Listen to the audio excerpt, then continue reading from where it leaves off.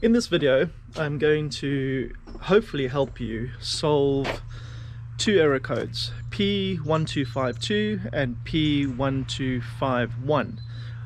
One error code relates to the negative wire on the N108 valve and the other the positive.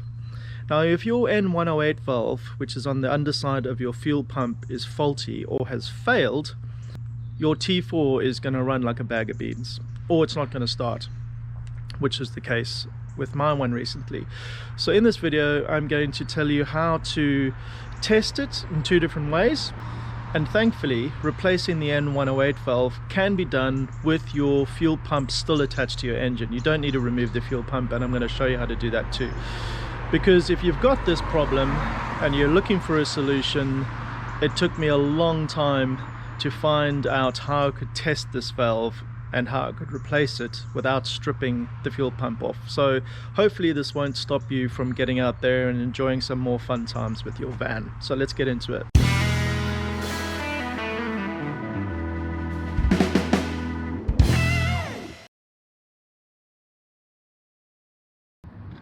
So that is the black and brown wire from the N108 now released from the connector. The N108 valve, which I'm getting an intermittent fault from, should have a resistance of 15 ohms across these two terminals, if of course the wiring is intact. So I'm just hooking those up. According to the multimeter, there's no resistance at all, which means either the wiring is faulty or the N108 is duff. Down from the N108 valve on the bottom of the fuel pump. So apparently I should have continuity between these two wires. I'm trying to test whether the N108 advanced solenoid is actually duff or whether it's the wiring between the plug and the solenoid, which apparently also are prone to breaking.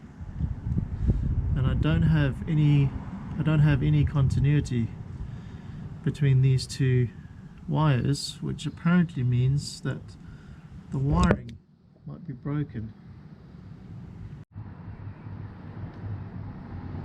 Removing the sheath from the N108 valve wires, because I have read that they can break even though they're covered by this plastic covering.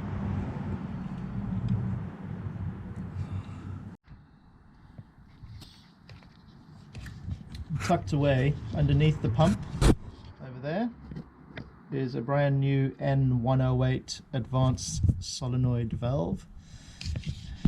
I replaced that with the pump still on the engine. How you do that is remove these two, there's two 5mm hex bolts, a 30T 30 Torx and a 13mm at the back with a nut on the inside.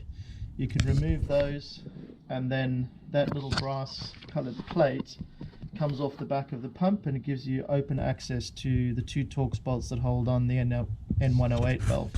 Pretty straightforward, took less than an hour, and that N108 has the correct 15 ohm resistance across the two wires, unlike my previous one, which was completely dead. I hope you enjoyed this video. Don't forget, give it a thumbs up, subscribe to the channel, and I'll catch you on the next one.